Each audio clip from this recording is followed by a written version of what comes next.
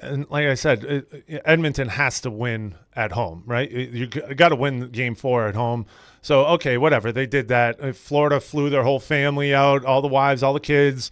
They have another plane going to Edmonton, and so they're all fired up to win. But is there a real sense of urgency for Edmonton? Certainly, yeah. They get the win. They blow them out. You go back and you say, okay, you got to win this. You got to turn the momentum back and win now, because if you don't, as it stands right now, going into Game 6, it's all Edmonton's mojo. They got everything going their way, and they're going back home to that crowd. Dream. Yeah. And Florida was flying there. They lose. Are they going to do it again? Same family members going all the way back up there a second time? I think you have to. You don't go out there and say, we're going out there. Everyone grabs the cup for my mom, get them all out there and bring them on the ice and share that moment with them. So I think you have to bring them. You just look like clowns because game, that's what you do as you rack up all the frequent flyer miles to get home. That makes it worth it. Yeah, if it happens. That travel is a lot. It is tough, and we weren't even playing, and I just remember getting home and just being spent from the Vancouver series. Yeah. It's a real thing, and it's such a big difference when you're going, East Coast to East Coast team as opposed to Florida to Edmonton. That's a grind. Hal, when you guys won the Stanley Cup, what was the drink of preference? Was it just more the team's preference of what it was, or just I didn't look at labels, buddy. Your ice cold beverage? I didn't look whatever at they labels. handed to you. Yeah. I remember. Was it champagne? Was it I all did have, champagne?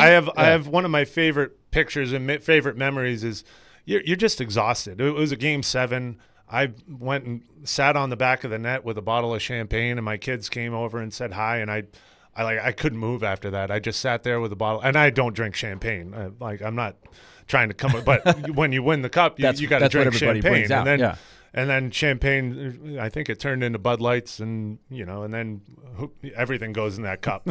Kids are eating ice cream and Cheerios, and you're drinking beer, and then you have a buddy that thinks it's fun to throw in Red Bull and vodka. It's everything goes in that cup. Now, we mentioned your Boston background.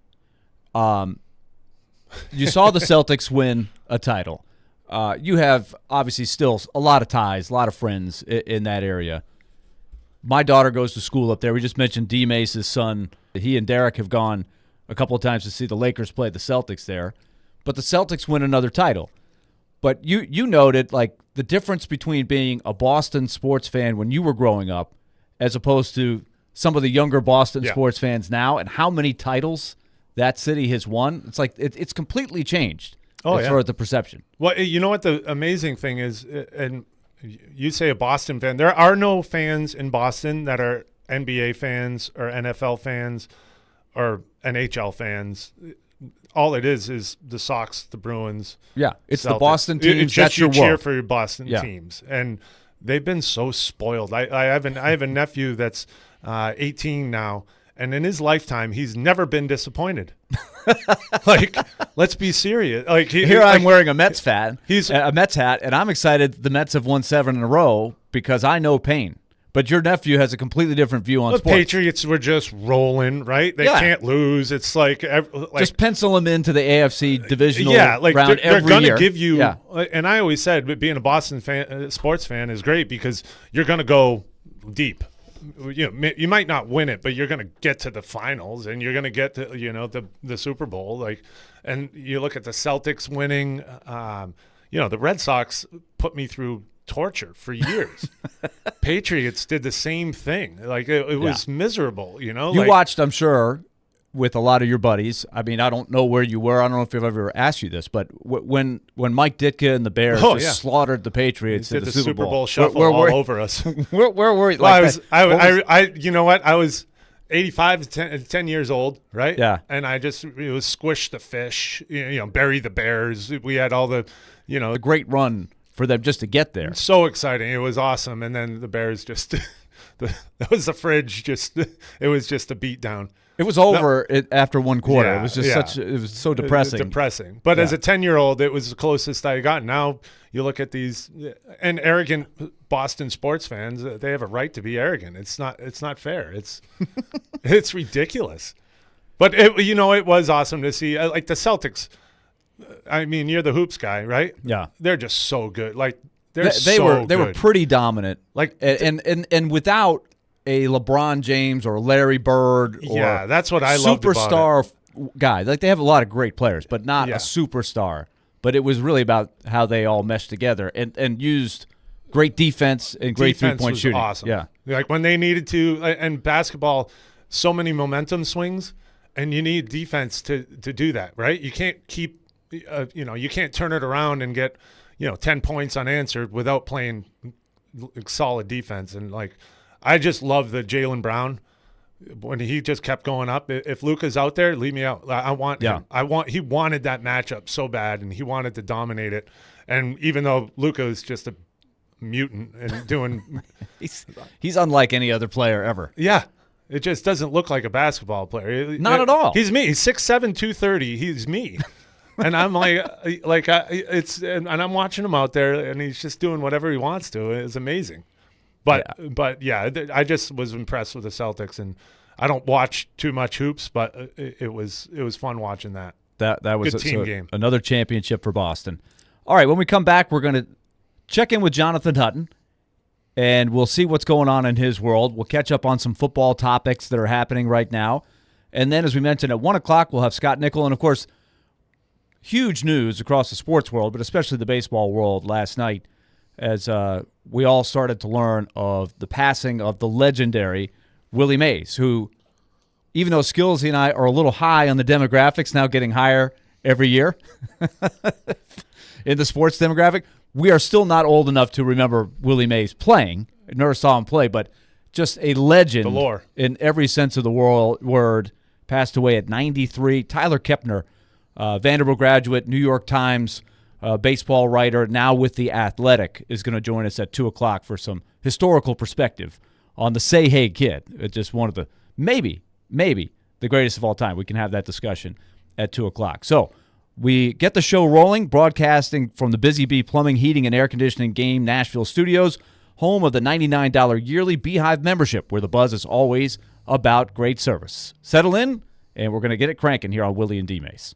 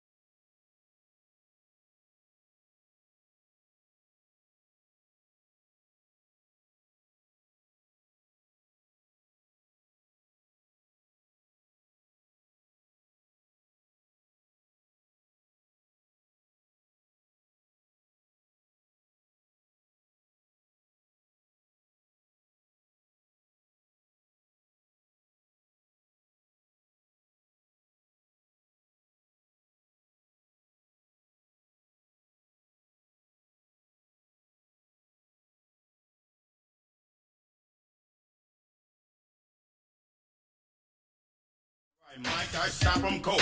Part of the defense, big and bold. I've been jamming for quite a while, doing what's right and setting the style. Give me a chance, I'll rock you good. Nobody messing in my neighborhood. I didn't come here looking for trouble.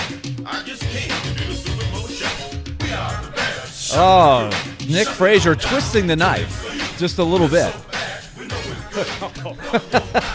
Bringing back memories for special guest star Hal Gill to the 1985 season, which didn't end well for his New England Patriots and Steve Grogan and Tony That didn't Eason. hurt as much as the Giants. The The undefeated season. undefeated season. I mean, that one stung. That one stung, You know, the but Bears- that was the at Bears- least amidst 85 many, Bears, it's many like, times okay. where they did raise the trophy. So Yeah, 85 Bears. That they were expected to win. They're good. They deserved it. well, they made that song like 2 months before they won the Super Bowl. Arrogance. Yeah, like we're gonna get like McMahon just like with the whole style. I mean, Yeah. they're just on like another you kind of planet. have to win the games, make sure you win to get to the Super Bowl and win the Super Bowl. They were like, no problem. We're just gonna make the song.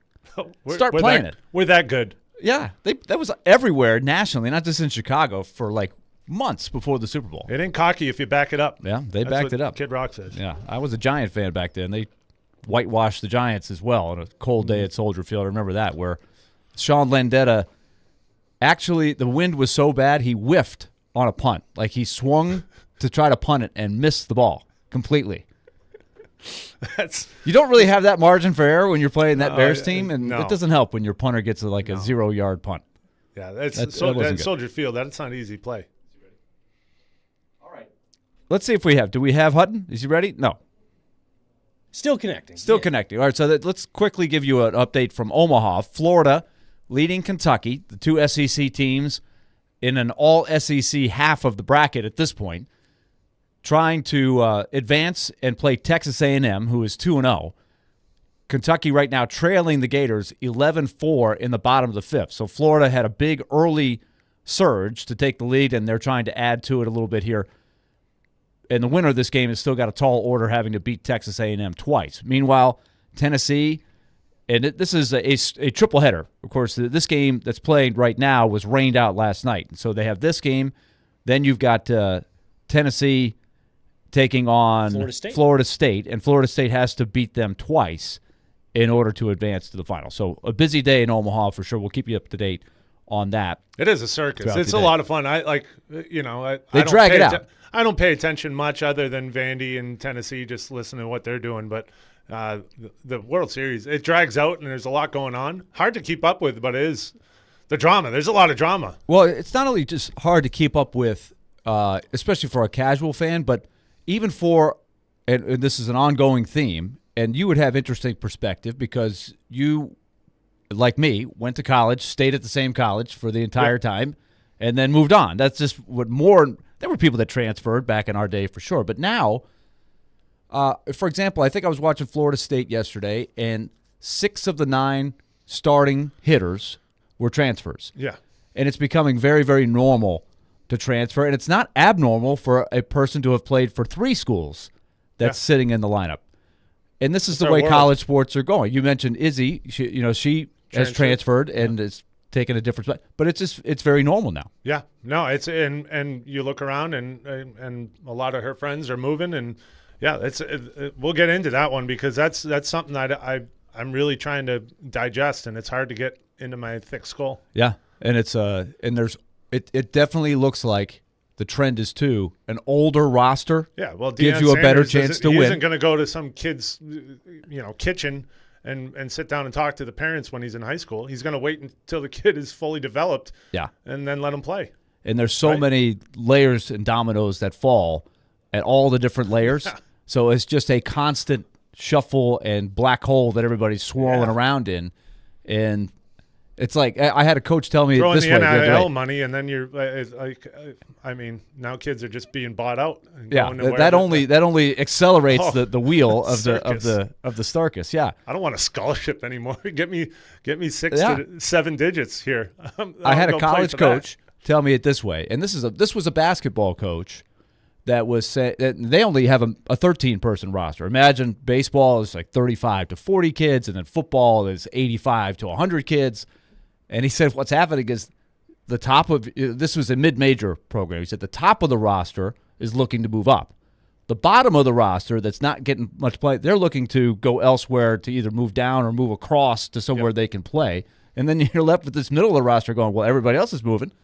Yep. Where do I stand? Maybe I should move. Yep. You know, it's like everybody's a free agent every year. No such thing as paying your dues anymore. Yeah. I'll wait till my senior year to be the star. No, you better dig in and find somewhere, because by the time your senior year comes around, you haven't played, and there's someone in to take your spot. Yeah. And obviously, if you get it to come together, you can win, like Kentucky and some of these teams, but it's hard to sustain because then it perpetuates a big turnover every year. Yeah. So we're just getting started with this system of college. Now, we've got Jonathan Hutton, Hot Mike from Hutton, Hot Mike with Hutton and Withrow, joins us every week on the show. Hut, what's going on? What's up, Willie? What's up, Hal? How are you guys? Oh, we're doing great. So, Hut, how are you enjoying the College World Series? We were just talking about watching it with the perspective of how everything has changed so much. Like when Vanderbilt lost in the final, which wasn't very long ago, 2021, with Kumar Rocker, Jack Leiter, and that group. I cannot remember a single transfer that was playing a big role. There might have been one that I can't remember. Yeah. But we're talking about just 3 years ago. But how much has changed since then, since the ruling of the NIL and the transfer rule where you could freely transfer? Willie, if we're being honest, I can't remember a single Tennessee fan watching that series. I'm not surprised about that. Yeah, but they were in the World Series that year, right? No, I know. I'm saying like the Kumar Rocker. I just remember the trash talk on Sports Talk Radio. Is all I'm saying. Like, football matters. And now it's all baseball. Yes. I love it. I see the growth. This has a feel to it that my cousins back home in Morrison, Tennessee are watching it the way I used to grow up watching Seattle Mariners baseball because it was on late at night. It's cool. Beyond all the politics of what college has become, it's cool just to see people talking about it again. People talking about it at the bar. Yes. That's cool. You're right though about the transfer portal. Honestly, I don't think about that stuff though whenever I'm watching someone at bat. And I think most fans probably don't. It's more the people that think about what a coach. You have to kind of take it to another level. But from just pure enjoyment.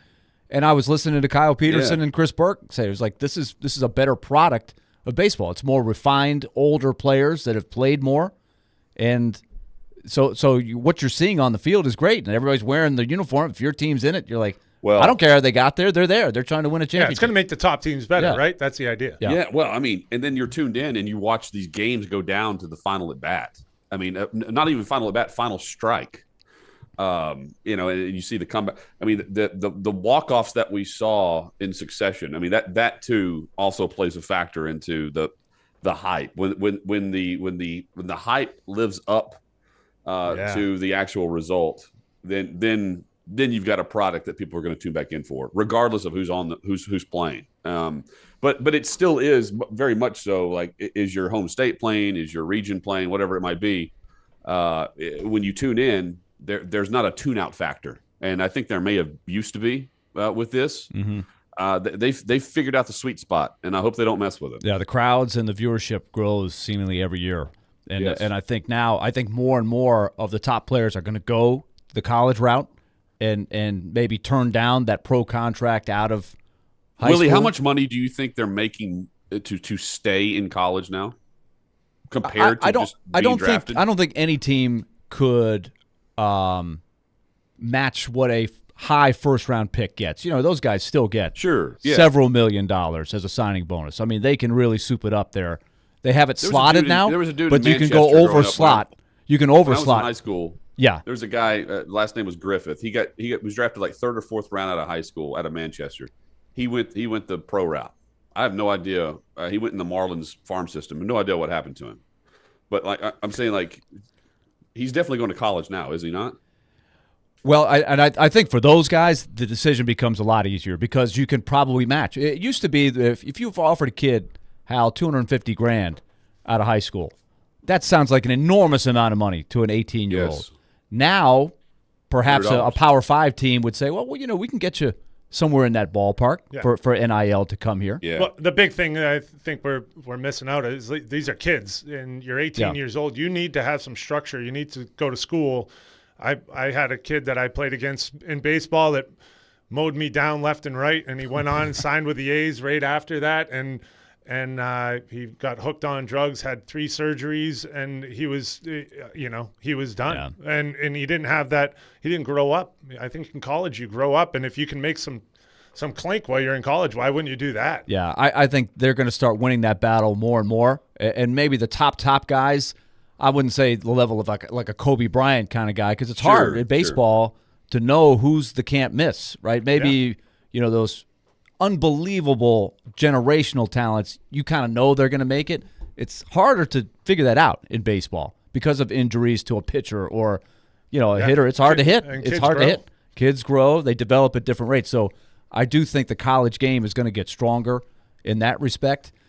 So that is going to be something to watch in, say, 5 years as this really starts to calcify what we're going to see from especially SEC baseball, Hut, with Texas and Oklahoma coming in. Like, you talk about a super league. Like, you better bring it or you're going to get buried. Yeah, and I wonder too. Like, first, not everyone can be Kenny Powers, right? Like, Right.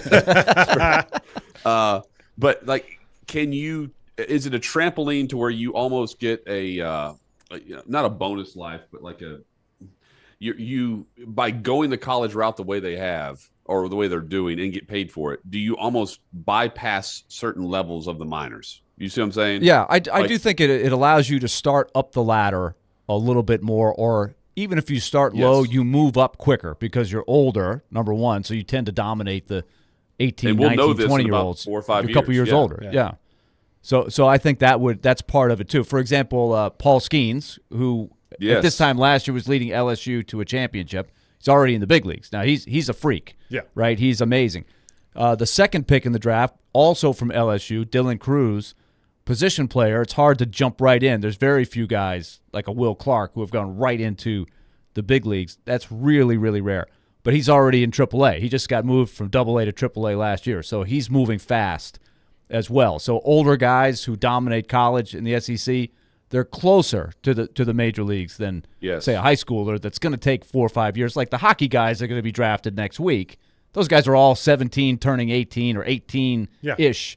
They're a ways away in most cases, unless they're Connor McDavid. Yeah. Or so somebody like that. one more for you guys. Do you think we will see more? If we see one, maybe we see more. More coaches in college make the jump up because of this exposure? That's a really good question, because it's not only for the exposure, so I agree with that part of it. That you're in the limelight more. You're more of a household name. Like Tim Corbin, I think, is very, very well connected with a lot of pro people.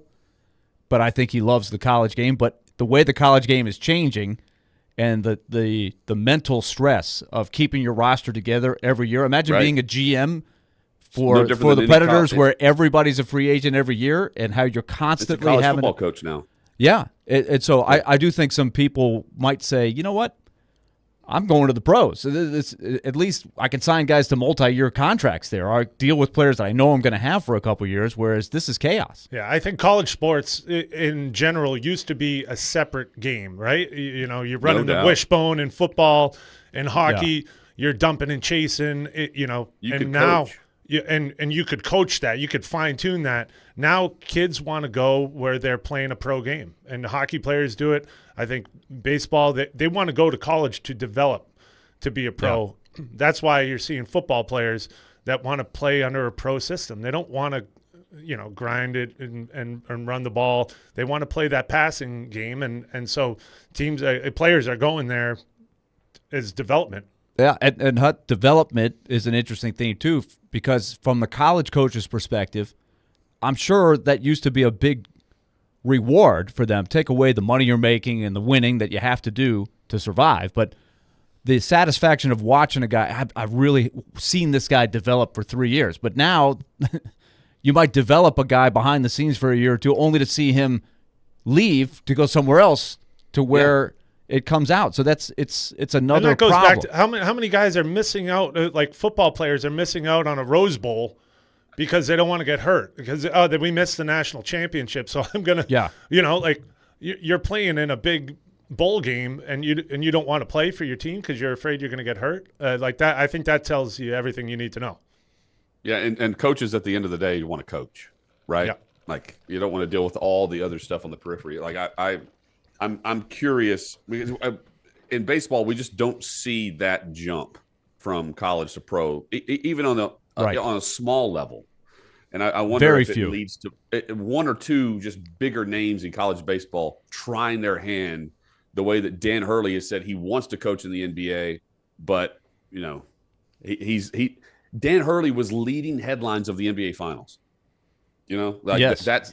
Will we see that from a Tony Vitello like name in college baseball? Yeah, you're right. Historically, I can't really think of very many. Maybe one or two have even tried. I don't think anybody's really done it super successful. Like I don't think there's anybody that's won a national championship and a World Series as a manager for college and pro. It would take a big brand to do it, like Yankees, Red Sox, to lead headlines like the Lakers. Because even I'm saying that.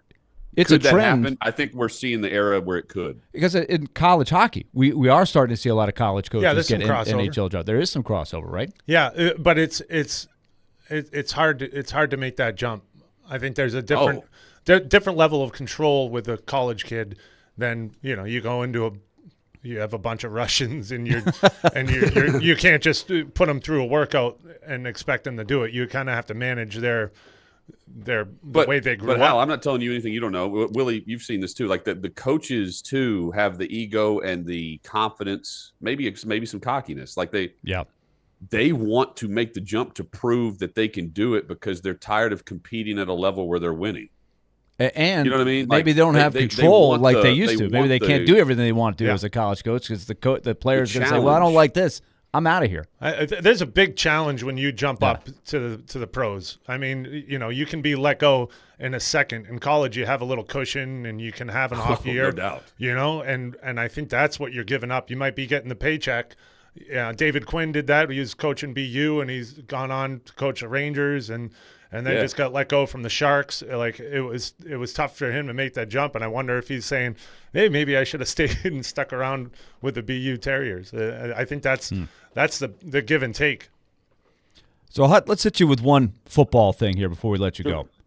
What do you think about what the Cowboys are doing with Dak Prescott? Basically letting his contract come into the final year and saying, you know what, we're just going to let the chips roll the way they're going. We got other things. We got CeeDee Lamb. We got Micah Parsons. We know we got to pay big bucks for those guys, so we're just going to see what happens at quarterback. It's kind of against the grain. It is, and they may be trapped now, Willie, because they trapped in this way. They are going to end up having to pay him one way or the other. They're going to pay the price on their cap because they have restructured his contract a couple of times. It's not. I don't compare it to Trevor Lawrence because Trevor Lawrence, the team had the leverage. The Cowboys don't really have it because he is going to be an unrestricted free agent at the end of the season. Dak Prescott. He has a no tag clause in his deal now, so they're not going to tag him because they can't. They've given him that right. And if they let him walk, let's say he's an unrestricted free agent, he signs elsewhere. He goes, he walks, and he's the quarterback of the Raiders next year. There's like a $40 million dead cap hit on the Cowboys cap next year, if that happens. That's not good. He's counting millions upon millions this year on their cap. So it actually behooves them to actually restructure and extend him and continue to maneuver money around. They're going to end up doing that because it benefits them in so many different ways to keep Prescott on the roster and lower the cap number more so than just let him walk and play it out and earn it and let him lose another playoff game. You see what I'm saying? Like they have to figure out a way to keep him at a certain number that they want to keep him at, but also keep a pretty good quarterback that wins a lot of games on their roster and see if that guy can't develop and win some playoff games. What is the mindset of a football player? I know the hockey mindset because we have guaranteed contracts, and you want to sign that 8-year deal because you're going to get that 8 years. You're going to get no paid matter what. That, no matter what. There's no restructuring. There's no, hey, let's redo this so we can. That's your money and that's what you're going to get. But for a hockey player, there's a lot of stress that goes into that last year because you have nothing guaranteed after. It maybe not as big a deal for Dak because Nothing's guaranteed anyway. Does that change things? Well, the guarantees would be coming up. The full guarantees, man. That's where the NFLPA's got it. They've got to strengthen. The quarterbacks have to come together and help out the rest of the players, but that won't happen for the Players Association. But beyond that, that's a huge topic. But beyond that, I love players in contract years in the NFL because the guaranteed money is about to happen next March whenever they sign anywhere. Like Trevor Lawrence, who hasn't proven anything in the NFL, just got $200 million guaranteed to sign his name. Now, props to him. He's been the anointed one since high school. But Dak Prescott's been the Dallas Cowboys quarterback. He's made a lot of money, but he knows that every contract at quarterback is the next highest paid player in the history of the NFL. So he's headed directly towards that. And his competition right now is Tua Tagovailoa and Jordan Love. Those are the quarterbacks left, other than Dak Prescott, that are going to get extensions. Trevor Lawrence got his. You can go back to last year. Dak's going to be great. He's set because he's either the Dallas Cowboys quarterback long-term or he's going to be in Las Vegas with the Raiders. He'll be potentially around the league with several other options that are quarterback needy. All were in the all were in the sweepstakes recently for some veterans that were on the market, like Kirk Cousins and others. I mean, I look around and I think he's in a sweet spot where he can't be franchised, and he's going to get the money up front that he wants. He can sit back and say, "Hey, you guys want to restructure? I'm just going to play it out. I'm going to play this year out because, win or lose here, I'm going to get paid elsewhere. I'm going to win." And he's probably going to play really, really well, and he has in the regular season. How Dak's played great in the regular season. It's the playoffs where I don't put my money. And it could get better for the Cowboys, but it could get a lot worse. They might someday look back and say it was pretty good when we had Dak. They were salary cap handcuffed. They didn't do anything but the draft this offseason as far as additions. Yeah. Hut, great stuff as always. We'll talk again next week, and keep enjoying your summer. Yeah, thank you guys. I appreciate it, and I'll catch up next week. All right. Cool out there. Jonathan Hutton, Hot Mike with Hutton and Withrow, and he joins us every Wednesday here on the program. Stay tuned. We're going to come back and wrap up hour number one. We'll give you a scoreboard update from Omaha. And don't forget, all you hockey fans, with Hal Gill guest starring, we've got Scott Nickel coming up at 1 o'clock, and we'll really get into the prospect pool for the Predators and the development that he saw from where he sits with some guys that are really on the verge or even have already had a taste of play at the NHL level after Milwaukee's playoff run. Stay tuned. We're coming back.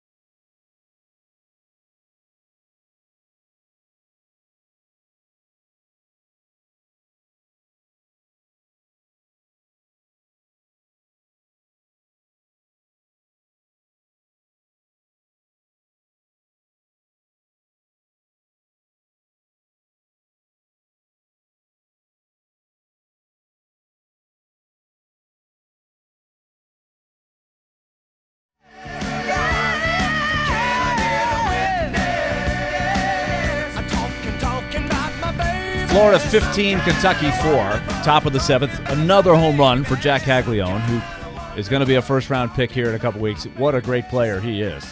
And so Florida is on their way to a repeat meeting with Texas A&M, but they've got to beat them twice in the College World Series.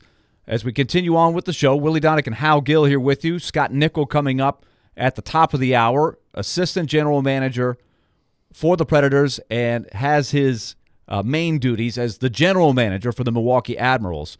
So you're going to want to hear from him. This Friday, the games Chase McCabe and Joe Rexrode will be broadcasting live from the Grove Golf Course from 3 to 6 with live updates on the LIV, the LIV golf tournament, brought to you by Houston Clinic Orthopedics. So big sporting event in our city, in our area, coming up on the golf links on Friday. So they'll be Prescott shoes, right, where you're in Dallas, you're in the fishbowl. You played in some huge media markets on the hockey side. You played in both Toronto and Montreal and Boston, where every move is scrutinized a lot. He hasn't won big, but I get the feeling that they also don't appreciate just how good that guy is. Yeah, as well. I would agree with that. It seems it could be a lot worse. It seems could do a bizarre lot to me worse. that he doesn't. After listening to those numbers that Hutt was throwing out, that's there was numbers that are making me. I don't understand why they wouldn't get him through and get him a contract. I think because they've lost in the playoffs and they have other guys that they want to sign, and they have not managed their cap very well.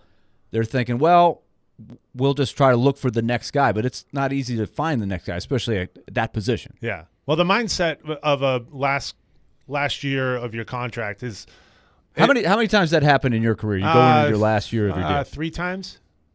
3 times I went through it, and it's 4 times, I guess. But it's not easy. I mean, you're looking at it. You're looking around at your family, and you're going. I was a scratch in Pittsburgh, and I'm looking at my family going, all right, I'm 31, 32. I was 33. And I'm going, okay, is this it? Like, am I done now? Like, is this what we have for the rest of my life? So there's that stage of your career where you're not quite sure what the next. I wasn't making Dak Prescott numbers money-wise, so I'm sure Dak is looking at it different. But, I think it's a stressful thing, and it goes back to Jerry Maguire showed me the money, like that was a contract year. Was it Rod Tidwell? Is that Rod Tidwell? He wanted the money, and he's saying I deserve this money, and if you're not getting it, you're not getting it. It's a tough break, but you keep grinding it, and I think it's a character year. In hockey, it's all about. Hey, that was a contract year. This guy stepped up and got it done. That's a gamer. We want him. And so I think you can prove yourself, but if it debilitates your game at all and it lets you slip and it becomes a distraction, I think you look at Stamkos and what he pretty much went through a Dak Prescott type of thing. And he said, he wanted to get signed. He wanted it done. And then they said, okay, no, they're not going to get it done. And then he's like, forget it. We'll deal with it later. I'm not going to talk abilities, but there's also that something here. If I get hit or, just work your way up. And now the younger players are kind of yeah. And so the year it was like, Pavel Kubina was a free agent, and they were all pretty similar to me. And I'm looking around going, okay, where is he going to go? What is he going to do? And the NFL, if you're a quarterback, there's not a ton of spots to get. Like if you're looking at one spot, like, hey, maybe I can go there. Maybe, if Dak Prescott is looking at the Titans and he's going, who is this Will Levis? Is he really? Yeah, he's kind of imagine that he's going to lay an egg, and then I'll go get money there. I'll go play there.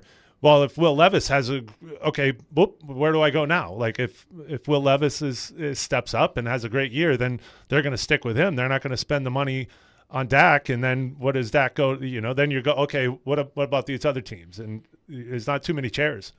Well, I'll tell you what. In a year, how Will Levis plays, I can only imagine the madness if Dak Prescott is sitting out there and in this market or 3 or 4 other markets where they're not satisfied with their quarterback. Yeah. What that's going to be like. That could be complete craziness.